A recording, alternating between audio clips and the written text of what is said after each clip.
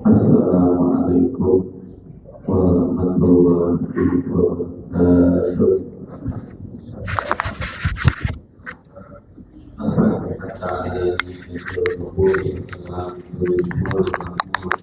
وعلى صلاة الشمطاء من مباطن الدين والدنيا والآخرة وبنية أن الله الكريم يفتح علينا وعليكم فتوح العارفين ويفقهنا في الدين ويرزقنا كمال الإخلاص واليقين وثم إلى حضرات الأولياء والعلماء والشهداء والصالحين ومشايخنا ومعلمينا في الدين خصوصا إلى مؤلف هذا الكتاب الشيخ الإمام جلال الدين السيوطي والشيخ الإمام جلال الدين المحلي وكيدي محمد زيني بن عبد الغني سكنفر مرحبولا وكيدي محمد شافي أدامي بن حجي محمد صالح خيدي وكيدي مهاجرين أمثال الداري وكيدي سبيل الرشاد بن أسمالي وكيدي سيف الدين بن أمسير وكيدي حسن بصري بن حجي أبو بكر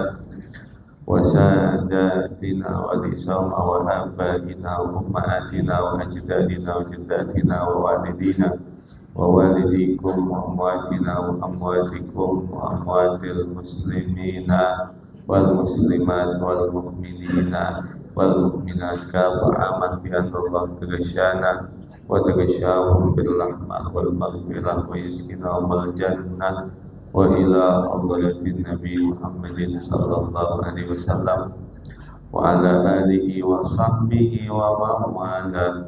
الفاتحة.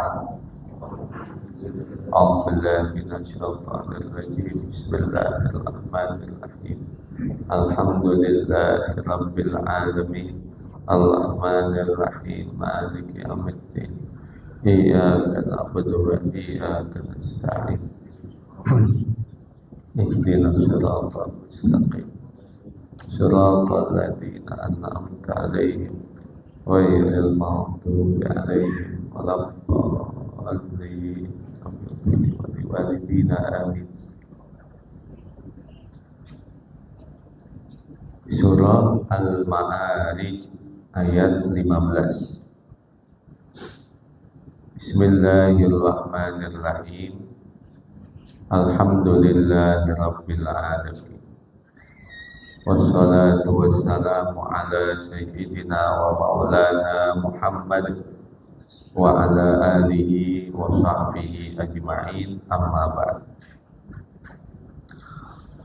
Waqala Syekhul Mu'allif rahimahullahu ta'ala wa adama an-naf'a bihi wa bi barakati 'ulumihi wa bikum bid-darain. Amin.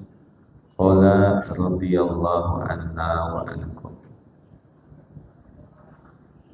Qala radhiyallahu anhu qala Allah ta'ala a'udzu billahi minasy syaithanir rajim. Kalla innaha ladha nazza'atan lishawa yad'u man adbara wa tawalla wa jama'a wa aw'a. Innal insana khuliqa halu'a idza massahu syarru jazu'a wa idza massahul khairu manu'a illal musallin alladzina hum ala salatihim daimun walladzina fi amwalihim haqqum ma'lum lisaili wal mahrum walladzina yusaddiquna biyaumiddin walladzina hum min adabi rabbihim mushfiqun. Inna adaba rabbihim ghairu ma'mun walladzina hum li furujihim hafizun illa ala azwajihim aw ma malakat aymanuhum fa innahum ghairu malumin. Shadaqallahul azim. Allah Subhanahu wa ta'ala berfirman, kalla, sekali-kali tidak. Inna innaha ladha, sesungguhnya ini adalah neraka ladha. Kalla, sekali-kali tidak. Raddun lima yawadduhu, ini adalah sanggahan dari apa yang mereka menginginkannya, dari apa yang mereka mengharap-harapkannya, dari apa yang mereka mencita-citakannya. Penolakan, sanggahan dari Allah Subhanahu wa ta'ala ketika pada ayat sebelumnya orang-orang kafir yang ketika akan dilemparkan ke neraka mereka berkata, kalaulah ada penebus-penebus yang menggantikan diriku dari api neraka ini, pasti aku akan menyerahkannya, apakah dari anak, dari keluarga, dari harta, dari seluruh umat manusia. Maka kata Allah, kalla, tidak akan pernah terjadi hal demikian itu. Innaha ay an-nara ladha, sungguh ini, artinya neraka ini adalah api yang bergejolak. Ladha artinya api yang bergejolak. Ismun li jahannam, ladha adalah satu nama dari neraka jahanam. Ada neraka ladha. Disebut dengan ladha li'annaha tatalatta, ay tatalahabu alal kuffari, karena neraka itu akan membakar atas orang-orang kafir. Tatalahab, memakan, melahap, membakar, menghanguskan orang-orang kafir.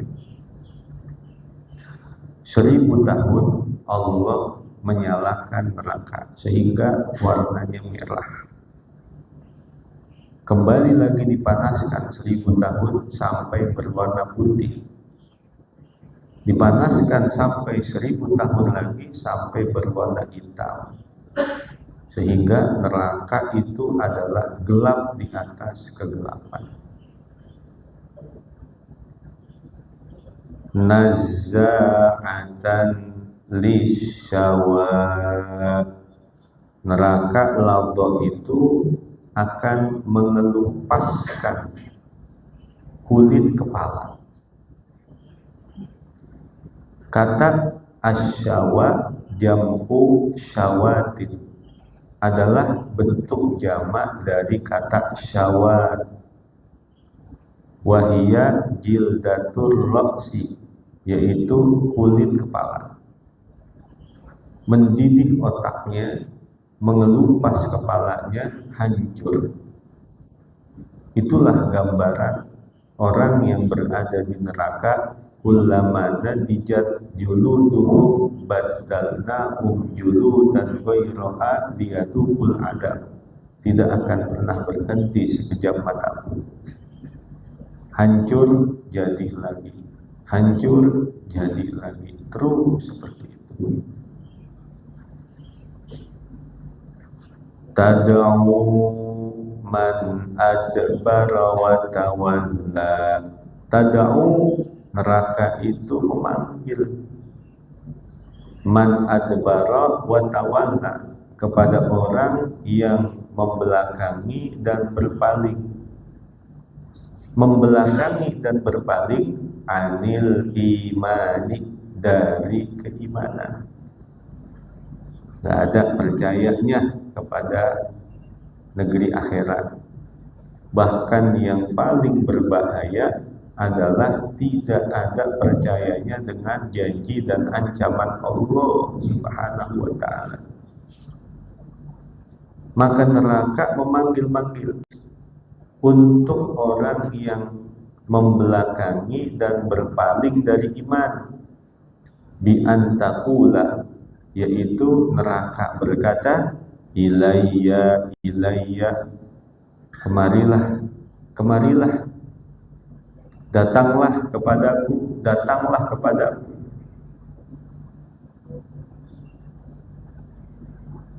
Wa jama'al mala fa'aw'a, dan ia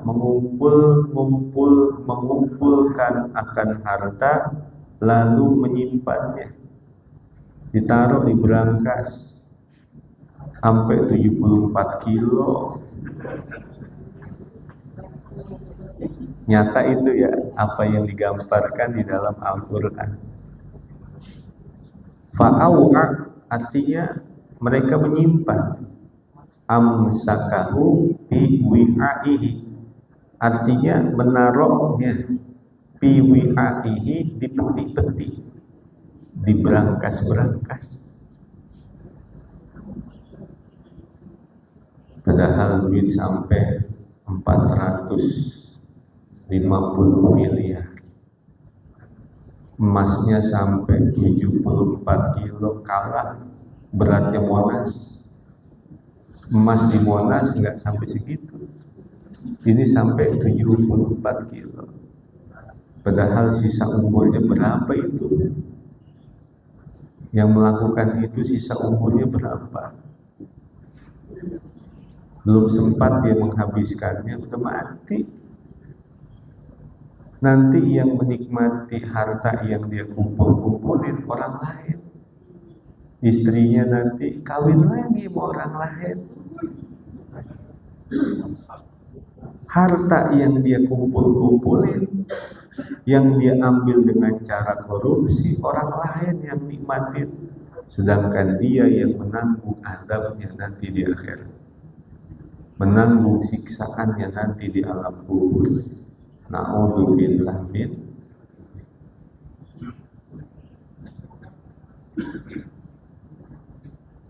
Amsakahu bi wi'aihi, dia menaruhnya di peti, dia menaruhnya di berangkas. Lam yu'addi haqqallahi minhu, tiada menunaikan akan hak Allah dari hartanya itu. Kalau seandainya di Indonesia ini benar-benar sumber alamnya dimanfaatkan dengan secara amanah, nggak ada kemiskinan di Indonesia ini. Maka orang-orang yang mengambil hak daripada orang-orang miskin dengan cara-cara yang zalim seperti itu akan mendatangkan sesuatu yang memberatkan dia dalam kehidupan dunianya maupun nanti di kehidupan akhiratnya. Walaupun duitnya banyak, nggak ada bahagianya. Habis untuk hal-hal yang nggak manfaat. Dalam hadis dikatakan, man akalal halal atau jawarihu sya'am abad. Orang yang memakan makanan yang halal, maka mau tidak mau anggota badannya akan mengajak kepada ketaatan dan ibadah. Jadi kalau hari ini kita ngerasa ringan untuk ibadah, ngerasa ringan melakukan taat, berarti apa yang kita makan insya Allah itu makanan yang halal. Tapi sebaliknya, man akalal haram as-sadqu jawarihu sya'am abad. Yang memakan makanan yang haram, mau tidak mau anggota badannya akan mengajak kepada kemaksiatan. Itu yang menjadi sebuah kepastian. Dalam kaidah usul fikih dikatakan majtama'al halal wal haram bulibal haram. Sesuatu yang halal ketika bercampur dengan yang haram, maka dihukumkan haram. Seumpama ada 1 gelas susu, dijatuhkan setetes bensin. Walaupun lebih banyak unsur susunya, tetapi yang mendominasi pasti bau bensin. Maharuma akhdhu haruma i'ta'u. Sesuatu yang haram mengambilnya, maka memberikannya dosanya itu lebih besar daripada ketika mengambilnya. Mengambilnya dosa, memberikannya jauh lebih dosa. Apa yang kita ambil dari hasil korupsi itu dosa, lalu kita berikan untuk anak dan istri kita, atau bahkan kita berikan ke masjid, kita sumbangin ke anak-anak yatim, justru dosanya itu lebih besar dari ketika mengambilnya. Kenapa? Karena ketika dia mengambil hanya rusak dan sesat untuk dirinya. Tetapi ketika dia memberikannya kepada orang lain, dia merusak dan menyesatkan orang lain dengan makanan yang haram itu. Di zaman Bani Israil, ada orang yang ibadah 70 tahun. Setelah dia meninggal, terjadi dialog orang yang hidup berjumpa dengannya. Ma fa'alallahu bika bil akhirah. Bagaimana balasanmu di akhirat? Engkau kan ibadah 70 tahun. Malamnya tahajud, siangnya puasa sunnah. Maka orang itu menjawab, innallaha yaghfiru kulla dzambi wa yaqbalu taubati walakin habastul ana bi'udin khalaltu bihi asnani. Allah Subhanahu wa ta'ala mengampuni semua dosaku, menerima taubatku, tapi sampai hari ini Allah belum izinkan aku untuk masuk ke dalam surganya lantaran sebatang kayu yang aku ambil milik orang lain, padahal hanya sekedar untuk membersihkan sisa-sisa makanan di gigiku. Jadi kelar makan, dia potek pohon punya orang lain tanpa izin dari pemiliknya, padahal hanya untuk membersihkan sisa-sisa makanan di gigi.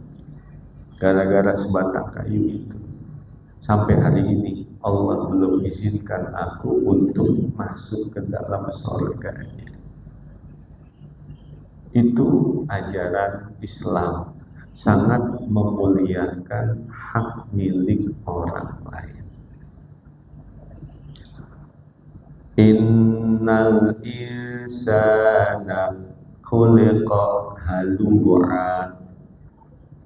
Sesungguhnya manusia itu khuliqa halu'a, diciptakan dalam keadaan berkeluh kesah. Halun muqaddaratun wa tafsiruhu. Kalimat halu'a itu adalah menjadi hal yang ditakdirkan dan sekaligus menjadi tafsirannya. Artinya innal insana khuliqa halu'a. Sesungguhnya manusia itu diciptakan dalam keadaan berkeluh kesah, mengeluh, ngeluh tentang penyakitnya, ngeluh tentang kesusahan hidupnya, ngeluh tentang derita-derita yang dia alami dalam kehidupan. Selalu mengeluh. Idza massahu syarru jazua. Apabila ditimpa kesusahan, maka dia berkeluh kesah. Waqta masih syarri, pada waktu ditimpa kesusahan itu. Kalau dia mengalami kesusahan, maka mudah berkeluh kesah. Wa idza massahul khairu manu'a. Dan apabila ditimpa kebaikan, maka dia menahan kebaikan itu. Waqta masil khairi artinya ditimpa kebaikan, ayil mali, maksudnya datang kepadanya harta, dilebihkan atasnya harta. Manu'an, dia mencegahnya, dia menahannya, lihaqqillahi minhum, untuk menunaikan hak Allah dari harta itu. Kalau dikasih susah, berkeluh kesah. Kalau dikasih duit banyak, tidak mau menunaikan hak Allah. Apa itu? Memberikan pertolongan kepada sesama manusia. Kalau kita lihat di zaman Bani Israel, seorang pelacur masuk ke dalam sorga lantaran memberikan minum seekor anjing. Sebaliknya, ahli ibadah masuk ke dalam neraka lantaran menyiksa seekor kucing. Mafhum muwafaqah dan mafhum mukhalafahnya. Pelacur masuk ke dalam surga lantaran memberikan minum seekor anjing. Ini bukan berarti nanti berlomba-lomba ngasih minum anjing. Kalau memberikan pertolongan kepada seekor anjing saja, pelacur bisa masuk ke dalam surga. Kira-kira bagaimana kalau yang ditolong adalah manusia? Ahli ibadah masuk ke neraka lantaran menyiksa kucing. Kalau menyakiti binatang saja sudah seperti itu hukumannya. Kira-kira bagaimana kalau sampai menyiksa manusia, sampai bibirnya dipotong itu, sampai disekap itu, sampai dilukai badannya itu, sampai dibuntakan matanya itu. Kalau menyiksa seekor kucing saja, ahli ibadah masuk ke neraka. Kira-kira bagaimana kalau yang disiksa itu adalah manusia? Illal musallin ail mu'minin, yang tidak berkeluh kesah, yang tidak kikir dengan harta, kecuali orang-orang yang sholat, artinya yang beriman. Alladzina hum ala sholatihim daimun, yaitu orang-orang yang senantiasa menjaga sholatnya. Muwadzibun, yang istiqomah, yang langgeng, yang terus menerus sholatnya. Dalam riwayat, idza kana yaumul qiyamah umira bi tabaqatil musallin ilal jannah. Pada hari kiamat nanti diperintahkan sekelompok manusia yang ahli sholat untuk masuk ke dalam surganya Allah. Aina min zumratil musallin, mana orang-orang yang jaga sholat dalam kehidupan dunia, masuk semuanya ke surga. Fayati awal zumratin kasyamsi, maka datang kelompok yang pertama paling depan menuju surga, cahaya mereka seperti cahaya matahari, terang. Fataqulul malaikatu man antum, malaikat bertanya, kalian siapa? Cahaya kalian begitu terang seperti cahaya matahari. Qalu nahnul muhafizuna 'ala shalah, kami ini adalah orang yang dalam kehidupan dunia selalu menjaga sholat 5 waktu. Qalu kaifa kanat muhafazatukum 'ala shalah, kata malaikat, bagaimana tata cara kalian menjaga sholat 5 waktu dalam kehidupan dunia sehingga cahaya terang seperti cahaya matahari saat ini. Qalu kunna nasma'ul adzan wa nahnu bil masjid. Kami biasa dalam kehidupan dunia setengah jam sebelum adzan sudah berada di masjid. Setengah jam sebelum adzan sudah ada di masjid. Sekali lagi, setengah jam sebelum adzan sudah di masjid. Cahayanya terang seperti matahari. Fayati zumratun ukhra kal qamar lailatal badr. Lalu datang kelompok yang kedua di belakangnya. Cahayanya terang seperti cahaya purnama. Cahaya rembulan malam purnama terang. Fataqulul malaikatu man antum. Kata malaikat, kalian ini siapa? Cahaya kalian terang seperti rembulan malam purnama. Qalu nahnul muhafiduna ala sholat. Mereka menjawab, kami ini adalah orang yang di dalam kehidupan dunia menjaga sholat 5 waktu. Fataqulul malaikatu kaifa kanat muhafadzatukum ala sholat. Kata malaikat, waktu dalam kehidupan dunia cara kamu menjaga sholatnya bagaimana? Qalu kunna natawaddau qabla al-waqti thumma nahduru ma'a sama'il adzan. Kami ini dalam kehidupan dunia sudah berwudu sebelum masuk waktu sholat, dan kami bergegas menuju masjid pas kumandang adzan. Allahu Akbar, Allahu Akbar. Dia udah jalan menuju masjid. Jadi adzan berkumandang, dia udah jalan menuju masjid. Adzan sudah selesai, dia sudah ada di masjid. Adzan udah selesai, dia sudah ada di masjid. Adzan udah selesai, dia sudah ada di masjid. Itu yang kedua. Tsumma ya'ti zumratun ukhra kal kawakib.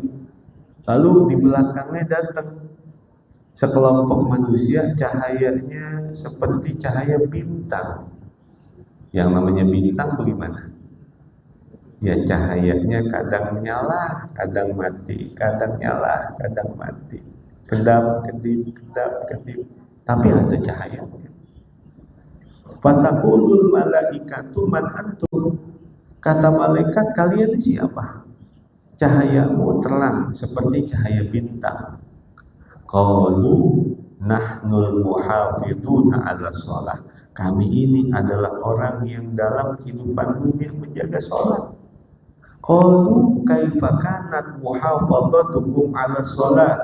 Kata malaikat, bagaimana tata caramu menjaga sholat sehingga cahayamu ini seperti cahaya bintang?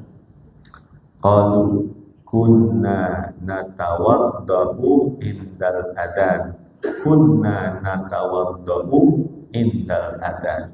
Kami berwudu pas kumandang adzan.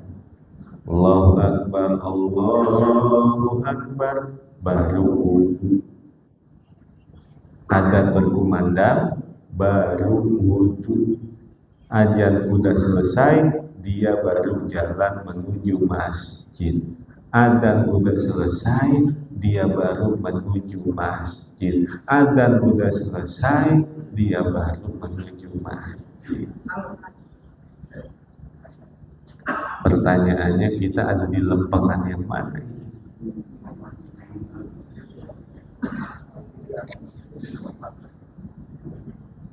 walladzina fi amwalihim haqqum ma'lum, dan orang-orang yang di harta mereka itu terdapat hak yang telah diketahui. Haqqum ma'lum wa zakatu, artinya ada zakatnya.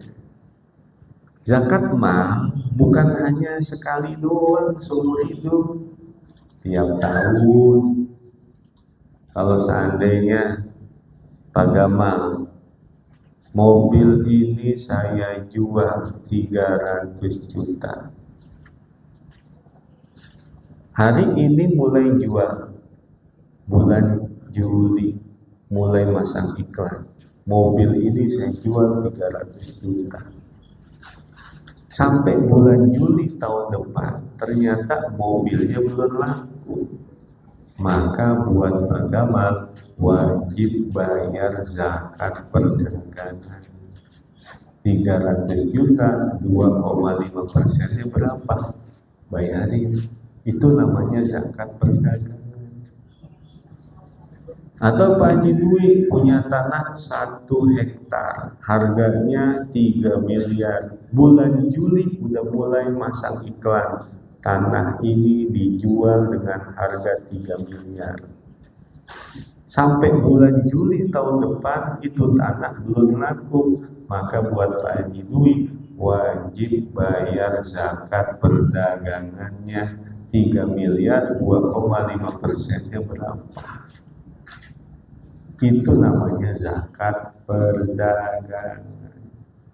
Kalau seumpama Haji Agus punya showroom mobil, 100 mobil unitnya, mulai hari ini dia dagang sampai ketemu tahun depan, dihitung mobilnya ada berapa di total. 100 miliar, maka 100 miliar itu di 2,5%-nya berapa? Rumahnya, showroomnya nggak dihitung. Yang dihitung yang ada aja nyata. Kalau aset-asetnya nggak dihitung, yang ada aja barang-barang yang ada. Itu namanya zakat perdagangan. Haqqum ma'lum, ada hak yang sudah diketahui. Wa zakatu, artinya adalah wajib dia mengeluarkan zakatnya. Lisaili wal mahrum, untuk orang-orang yang meminta dan yang tidak punya apa-apa. Al-muta'affifu anis su'ali fayahrumu, yaitu orang yang menjaga dirinya untuk tidak meminta-minta sekalipun tidak punya apa-apa. Al-muta'affif, orang yang mampu menjaga dirinya, tidak mau meminta-minta padahal dia nggak punya apa-apa. Kata Al-Imam Al-Ghazali, afdhalun nas man kana fihi khamsu khisal, manusia terbaik, manusia termulia dalam pandangan Allah apabila ada di dalamnya 5 perkara. Yang pertama, an yakuna ala ibadati rabbih muqbilan, orang yang selalu menghadapkan dirinya untuk ibadah kepada Allah. Yang kedua, an yakuna naf'uhu lil khalqi dhahiran, orang yang selalu nampak jelas manfaat dirinya untuk umat manusia. Yang ketiga, an yakunan nasu min syarrihi aminin, bahwa siapapun orang yang mengenalnya pasti aman dari kejahatannya, apakah dari kejahatan lisannya ataukah dari kejahatan tangannya. Yang keempat, an yakuna amma fi aidin nasi aisan, berputus asa dari segala sesuatu yang dimiliki manusia. Artinya tidak pernah mengharap-harap pemberian manusia. Tomak namanya. Wa tomak fakrun abada. Orang yang memiliki sifat tomak dapat menyebabkan kefakiran selama-lama.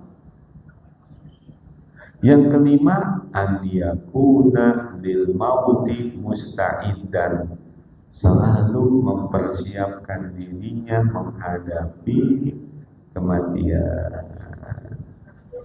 Tsumma qala wallahu a'lam bissawab, sampai walladzina yusaddiquna biyaumiddin.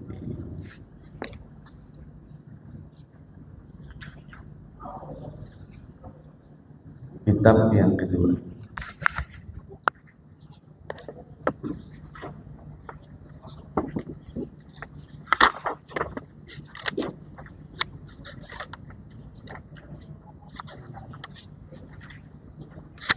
Bismillahirrahmanirrahim.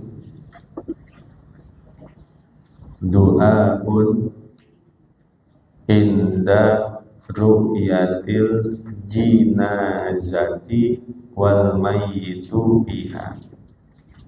Doa ketika melihat jinazah. Jinazah artinya keranda, sedangkan mayit berada di dalam keranda itu. Ada janazah, ada jinazah. Kalau janazah mayit yang sudah ditaruh di keranda. Kalau jinazah bikasril jim itu artinya adalah keranda yang sudah ada mayit di dalamnya. Jadi mayit ditaruh di keranda, itu namanya janazah. Lalu keranda di dalamnya udah ada mayit, namanya jinazah. Maka doa ketika melihat keranda sedangkan mayit sudah berada di dalamnya.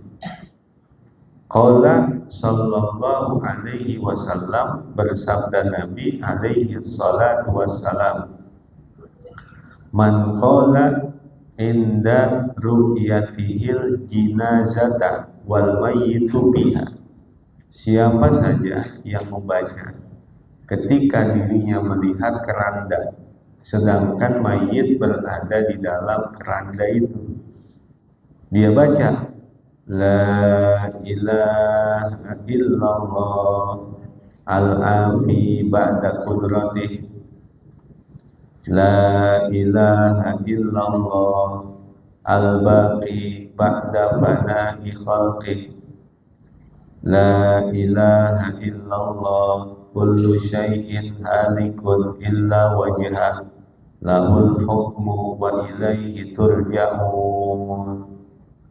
Ghafarallahu lahu, maka Allah ampuni dosa-dosanya. Walil mayyiti, dan dosa-dosa untuk mayit itu. Waliman indal jinazati, dan siapapun yang berada di sisi keranda mayit tersebut. Kita baca. Bismillahirrahmanirrahim. La ilaha illallah al-afi ba'da qudratihi, la ilaha illallah al-baqi ba'da fana'i khalqih, la ilaha illallah kullu syai'in halikun illa wajhah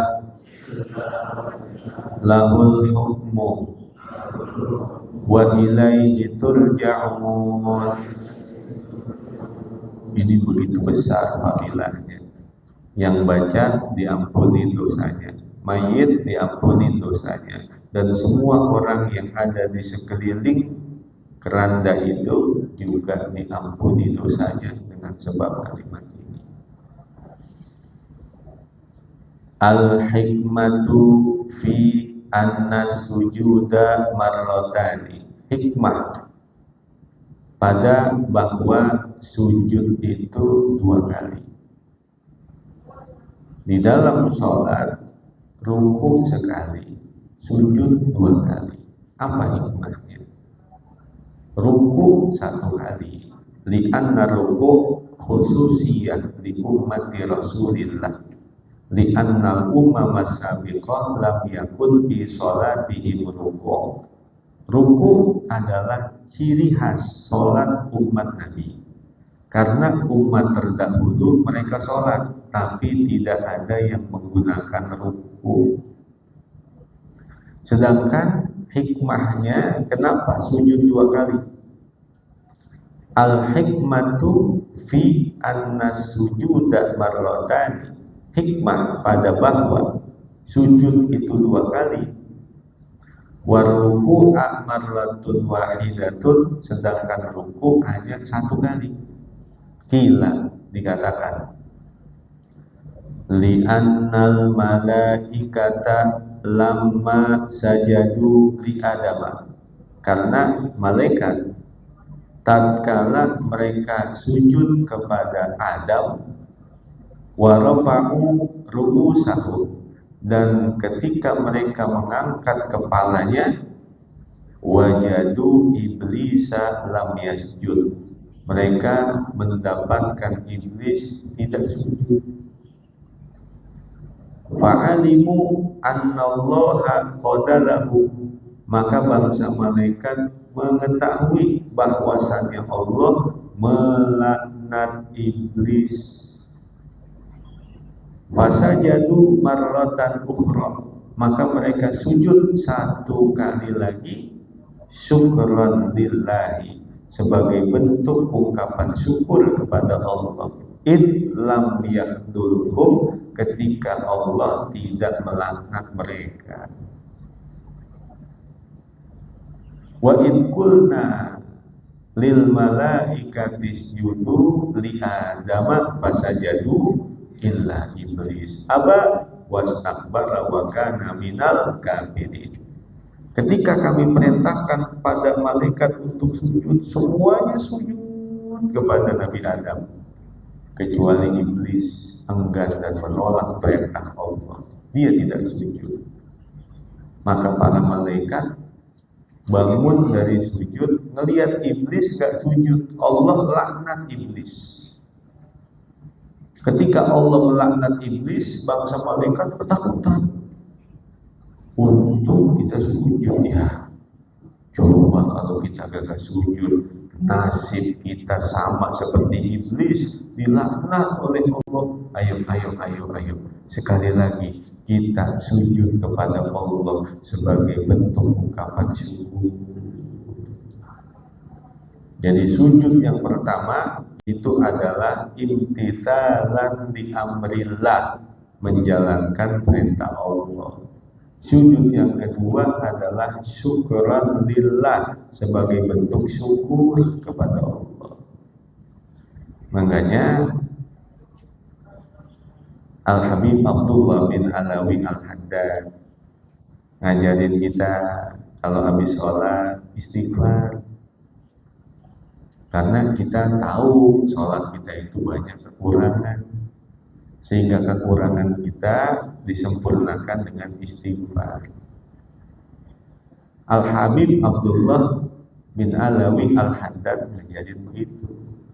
Sedangkan Syekh Al-Imam Ibn Ajibah Al-Hasani mengajarkan kepada kita sehabis sholat itu baca Alhamdulillahirabbil alamin, sebagai bentuk ungkapan syukur kepada Allah, karena Allah telah izinkan kepada kita untuk sujud kepadanya. Kalau gak diizinkan oleh Allah, maka kita tidak akan mampu sujud. Buktinya seumur hidup manusia gak bakal pernah mampu sujud. Orang-orang kafir, orang munafik, orang musyrik. Maka kita yang diizinkan untuk sujud, maka bersyukur sehabis sholat mengucapkan alhamdulillahirabbil alamin. Yang satu ngajarin istighfar, yang satu ngajarin baca alhamdulillahirabbil alamin. Yang mana yang kita amalin? Dua-duanya. Jadi baca sehabis salam alhamdulillahirabbil alamin. Baru astagfirullahaladzim. Tsumma qala wallahu a'lam bishawab.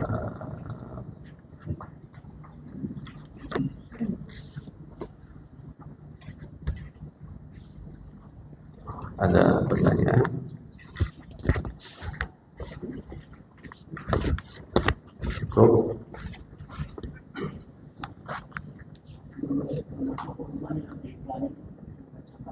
Rumah yang dijual ya wajib zakat.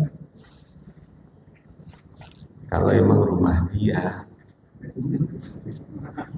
kalau dia timbang calo doang maka enggak. Dia nyaloin doang, dijual rumah 3 miliar. Rumah lu, rumah orang. Calo maka gak wajib zakatnya, kagak. Ya, yang punya.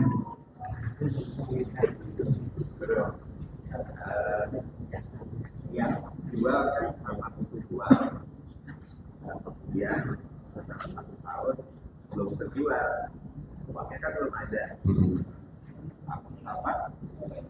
Bagaimana kalau kita tunaikan zakat itu setelah terjual? Ya.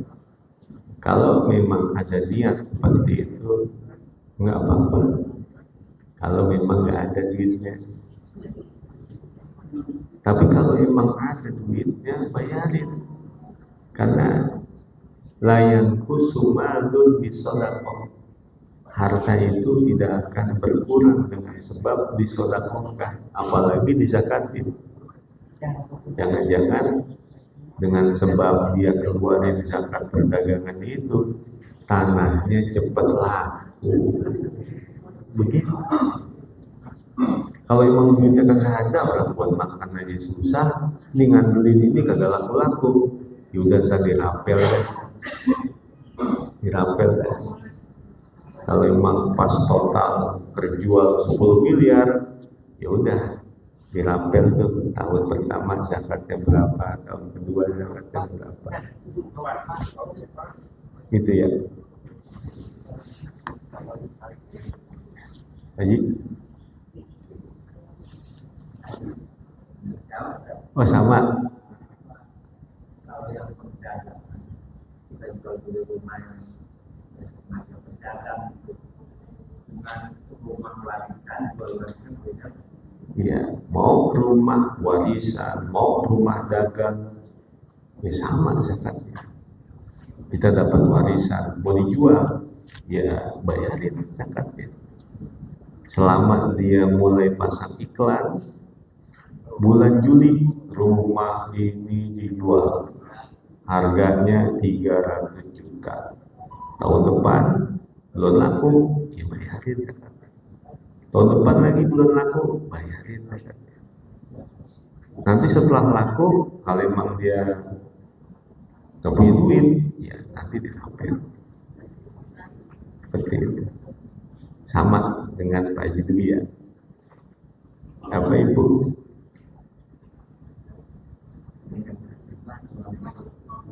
Ibu mau nanya?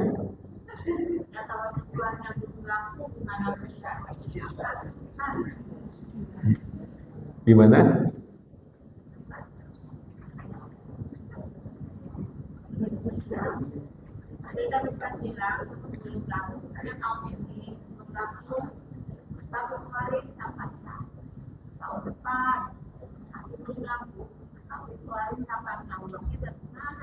Iya, itu tadi udah sama. Nanti dirapel aja.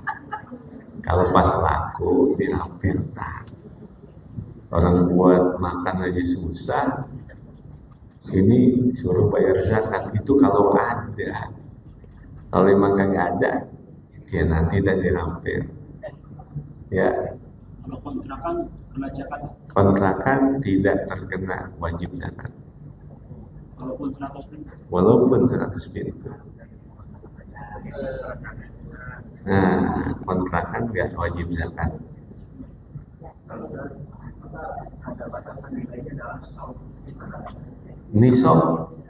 Nisab harta itu adalah nisab 96 gram emas.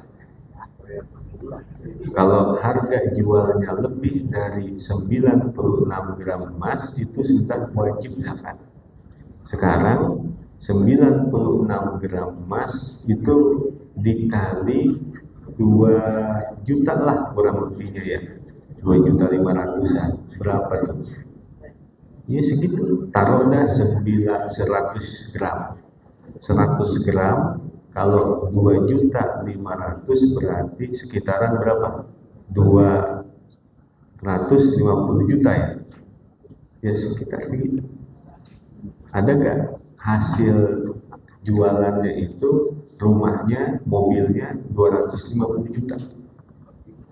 Kalau ada, wajib. Kalau nggak ada, mobilnya hanya 70 juta, ya nggak wajib. Dia jual mobil harganya 70 juta, nggak wajib. Nggak wajib zakat perdagangan karena angkanya di bawah nisab zakat. Jadi kalau sudah mencapai 96 gram emas, maka ada nisab zakatnya. Emas kan 2.500.000 sekarang ya. Itu kali 100 gram lah seumpama. Itu ya.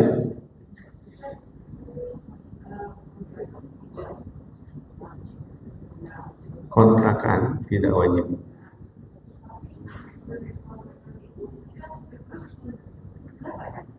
Kalau dari hasil kontrakan itu ternyata ibu punya duit 250 juta dan sudah dimiliki selama setahun. Hari ini ibu punya 250 juta dari hasil kontrakan. Sampai tahun depan 250 juta masih ada. Zakatnya 2,2%. Tapi kontrakan hasilnya 250 juta. Baru 2 bulan dipegang habis.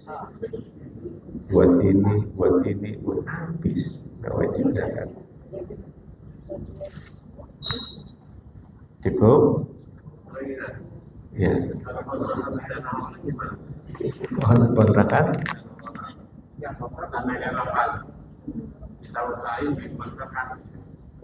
Kontrakan di tanah garapan. Iya. Kontrakan bentuk apa aja, mau tanah sendiri aja nggak wajib. Di tanah sendiri nggak wajib zakat, apalagi di tanah garapan. Hasilnya?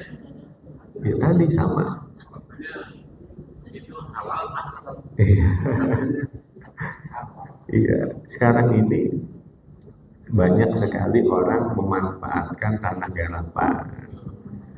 Maka hukum tanah garapan itu kita adalah memanfaatkannya dalam bab ihya'ul mayyit, menghidupkan lahan kosong. Kita boleh mengelolanya. Namun ketika nanti pemiliknya akan mengambilnya, maka jangan mempersulitnya. Ada kan orang begitu, dia udah manfaatin bertahun-tahun tanah garapan, orang yang memilikinya mau menggunakan, dia minta uang ganti rugi. Banyak kayak begitu. Padahal dia udah bertahun-tahun menggunakan. Kalau hasilnya kita gunakan, ya itu jatuhnya masih subhat. Kenapa? Dia menggunakan itu ada izin kan dari orang itu, dari pemiliknya. Ya wallahu a'lam. Yang boleh itu kalau dia menanam tumbuh-tumbuhan, buah-buahan, nah itu halal, dia ambil hasilnya. Nah kalau dia gunakan itu untuk bangun kontrakan, ya setengah-setengah kan. Setengah-setengah kan. Makanya yang punya usaha di tanah garapan, sedekahnya jangan kurang-kurang. dia punya kontrakan di Tanah Garapan, ya kan dia bisa ambil manfaatnya, tapi di satu sisi sedekahnya jangan kurang-kurang buat nyuci, gitu ya. Wallahu a'lam. Bismillahirrahmanirrahim. Ya qadimal ihsan, ya daimal ma'ruf, ya katsiral khair, la ilaha illallah, la ilaha illallah, la ilaha illallah, Muhammadur Rasulullah sallallahu alaihi wasallam. Bismillahirrahmanirrahim. Alhamdulillahirabbil alamin. Allahumma shalli wa sallim ala sayyidina Muhammad wa ala ali sayyidina Muhammad. Allahumma ighfir lana dhunubana wa liwalidayna warhamhuma kama rabbayana shighara. Allahumma ighfir lana dhunubana ma adharna wa ma asrarna wa ma akhfayna wa ma a'lanna wa ma anta a'lamu bihi minna. Allahumma a'tina ridhaka fid dunya wal akhirah wa khtim lana bis sa'adati wasyahadati wal maghfirah. Allahumma ja'al akhir a'malina khaira wa khawatima a'malina khaira wa khairu ayyamina yawman alqaka. Allahumma inna na'udzubika min zawali ni'matik wa min fujaati nikmatik wa min tahwili afiyatik. Wa sallallahu ala sayyidina Muhammadin wa ala alihi wa sahbihi wasallam. Walhamdulillahi rabbil alamin. Wallahu a'lam bis-shawab. Wassalamualaikum warahmatullahi wabarakatuh.